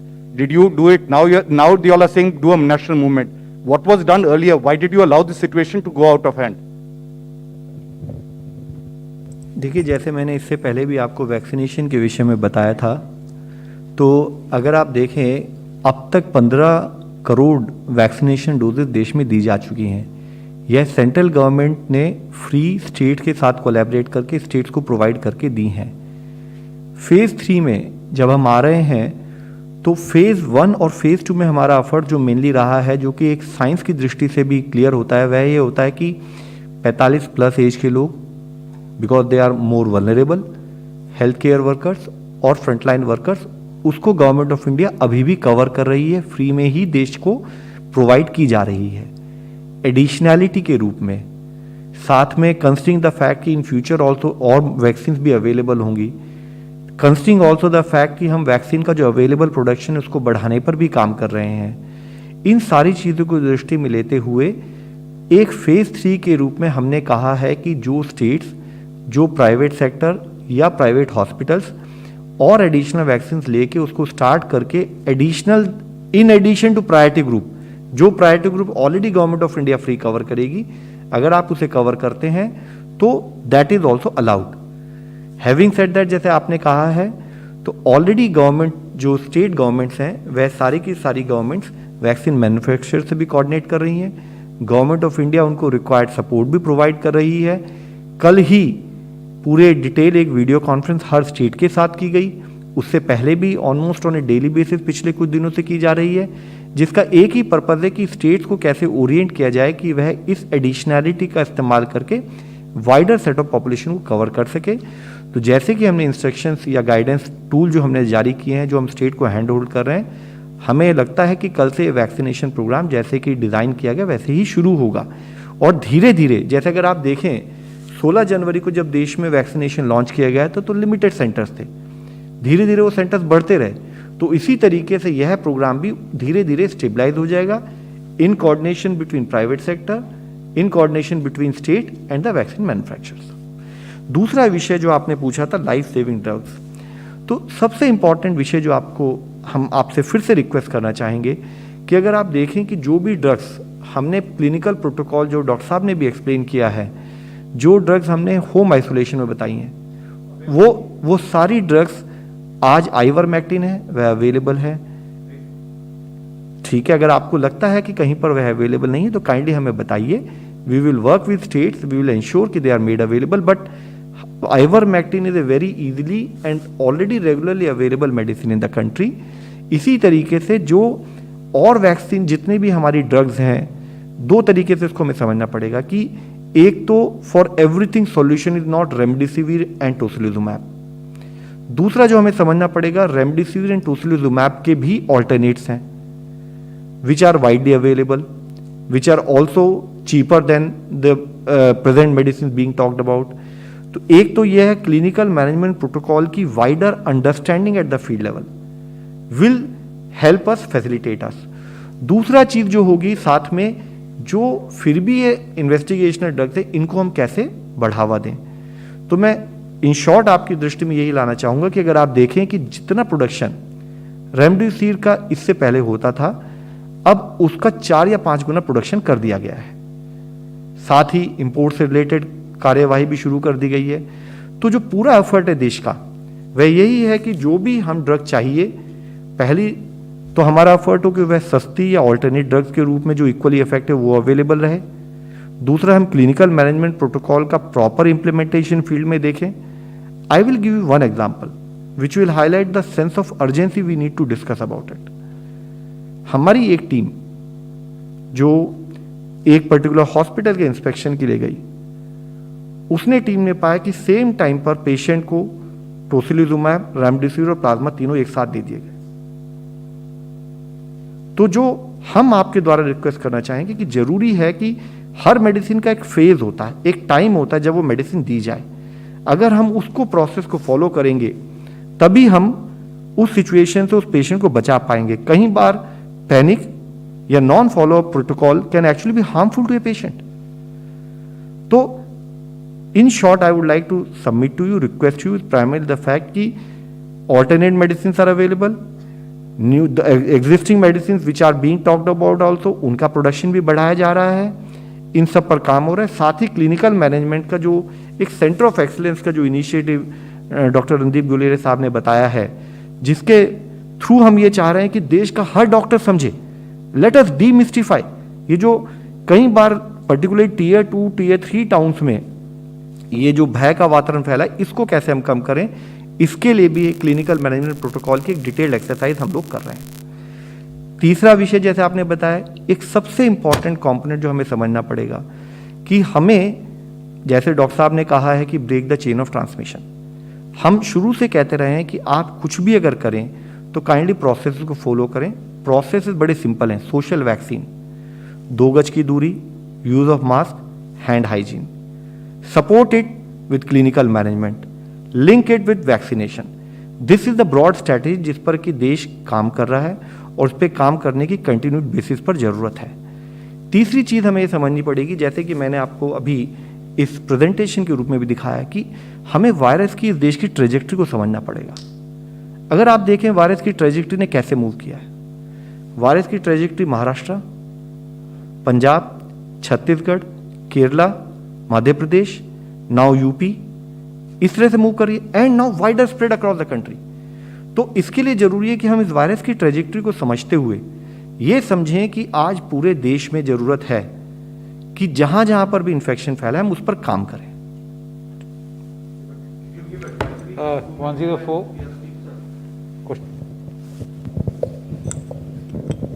पहले तो ये कि paracetamol तक नहीं है Safdarjung hospital में, अगर आप उसको अवेलेबल करवा पाए तो देखिए। रेमडेसिविर आरएमएल में नहीं है, सफदरजंग में भी नहीं है, ये डॉक्टर कह रहे हैं। खैर, मेरा सवाल ये है सर आपसे, मैं परिमल हूं, कि क्या प्राइवेट हॉस्पिटल में जो प्राइवेट कोविड वैक्सीनेशन सेंटर है वहां पे कल से क्या टीका लग पाएगा अगर वो प्रोक्योर नहीं कर पाते हैं तो, जो पहला और दूसरा चरण का टीका है, या वो जब तक प्रोक्योर नहीं करेंगे तब तक नहीं लगा सकते, या कल भी टीका लगता रहेगा? क्योंकि ये निर्देश दिया गया है कि कोल्ड स्टोरेज चेन में जहां से उन्होंने टीका लिया है उसको लौटाना पड़ेगा। तो क्या प्राइवेट हॉस्पिटल कल से टीका लगा सकते हैं, पुराना जो फेज 1 फेज 2 है वो? देखिए, स्टेट्स के साथ ऑलरेडी डिस्कशन करके हमने उनको गाइड किया है कि जितने भी प्राइवेट वैक्सीनेशन सेंटर्स हैं, अगर उन्हें गवर्नमेंट के द्वारा कोई फ्री वैक्सीनेशन प्रोवाइड किया गया है वह उसको अकाउंट फॉर करें, और साथ ही एडिशनल वैक्सीनेशन वह लेते हुए बाद में उन टीकाकरण सेंटर्स को चलाएं। ये क्लियर डायरेक्शन इशू की गई है कि कल से क्या ये लोग टीका लगा पाएंगे, क्योंकि तो इनको जो- टीका कहा गया लौटाने के लिए 30 अप्रैल के बाद से, इसलिए देखिए, जितने भी सेंटर्स हैं जिनको कि जो कि वैक्सीन जैसे कि गाइडलाइंस में इशू किया गया, जो प्रोक्यूर करेंगे वह टीका लगा पाएंगे। जहां तक मेरी नॉलेज में, सब्जेक्ट टू वेरिफिकेशन, मुझे जो बताया गया है वह यही है, लेकिन अगर इसके फैक्ट्स थोड़े से भी भिन्न होंगे तो we will get back. Number 10 sir, मैं कुमार कुंदन हूँ, TV9 भारतवर्ष से। दिल्ली के मुख्यमंत्री ने लोगों से अपील की है कि कल किसी भी टीकाकरण सेंटर पर ना जाएं क्योंकि उनके पास वैक्सीन नहीं है। इसी तरह से महाराष्ट्र ने भी कहा है, वहाँ पे जंबो सेंटर 3 दिन के लिए बंद कर दिया गया है। मेरा सवाल सिर्फ इतना है कि कल से इतना बड़ा अभियान शुरू हो रहा है, आखिर लोग कहाँ जाएं? रजिस्ट्रेशन 2.5 करोड़ लोगों ने करवा लिया है, किसी को टाइम स्लॉट अभी तक मिला नहीं है, तो ये कब से शुरू होगा? सरकार स्पष्ट रूप से बताए। पहली चीज, और दूसरा, विदेशों से जितने भी ये आर्थिक मदद और सब कुछ तरफ मिल रही है, वो किन किन राज्यों को जा रहा है, अगर हम इक्विपमेंट्स वगैरह की बात कर रहे हैं तो? देखिए, टीकाकरण के विषय मैंने आपको बताया, ऑलरेडी गवर्नमेंट की तरफ से फ्री टीकाकरण देश में प्रायोरिटी पॉपुलेशन को ऑलरेडी किया जा रहा है, वह कंटिन्यू रहेगा। साथ ही स्टेट्स मैन्युफैक्चरर से कोऑर्डिनेट करते हुए टीका की उपलब्धि को प्लान करते हुए कल कुछ स्टेट्स में लॉन्च भी होगा। आप हमेशा ये मान के चलें, कोई भी नया प्रोसेस हम शुरू करते हैं तो उसमें उसको स्टेबलाइज और ग्रोथ करने में थोड़ा समय लगेगा, लेकिन डेफिनेटली कल कुछ स्टेट्स में जहाँ पर भी उन स्टेट्स ने वैक्सीन मैन्युफैक्चरर के साथ कोऑर्डिनेट किया है, वहाँ पर ये टीकाकरण कार्य शुरू होगा और धीरे धीरे यह और फैलेगा। साथ ही जो फिर से मैं आपसे रिक्वेस्ट करना चाहूँगा, मोस्ट इंपॉर्टेंट कंपोनेंट है कि जब गवर्नमेंट ऑफ इंडिया की तरफ से जो फ्री टीकाकरण किया जा रहा है, वह उसी गति से और उससे भी अधिक गति से चलता रहेगा। यह जो नया प्रोग्राम जिसकी आप बात कर रहे हैं, this is a paid programme, और otherwise unless in the state government to subsidise it, is that type of programme. Government of India की तरफ से ऑलरेडी 15 करोड़ डोजेज दी जा चुकी हैं और उसी स्पीड से और उससे भी अधिक स्पीड से इसको कार्य को चलाने के लिए कार्य चल रहा है। साथ ही धीरे धीरे प्राइवेट सेक्टर और स्टेट गवर्नमेंट को इन्वॉल्व करने वाला प्रोग्राम शुरू होगा और धीरे धीरे स्टेबलाइज होकर वह भी एक उस लेवल तक आएगा जिससे हम वाइडर पॉपुलेशन कवर कर पाए। Thank you, friends. We close the press conference now. विदेश से जितने भी हमारा जो सामान आ रहा है, वह मिनिस्ट्री ऑफ हेल्थ उसको समझ रही है। समझने के बाद एक प्रोसेस से बेस्ड ऑन नीड उसको एलोकेट किया जाएगा। कुछ ही देशों से जो हमारे मित्र देश हैं जिससे कुछ सामान है, उनको कोऑर्डिनेट करके उनकी सप्लाई आनी शुरू हुई है। वह प्रोसेस अभी इन प्रोसेस है, उनका लॉजिस्टिक्स और मूवमेंट टाई अप किया जा रहा है। Thank you, friends.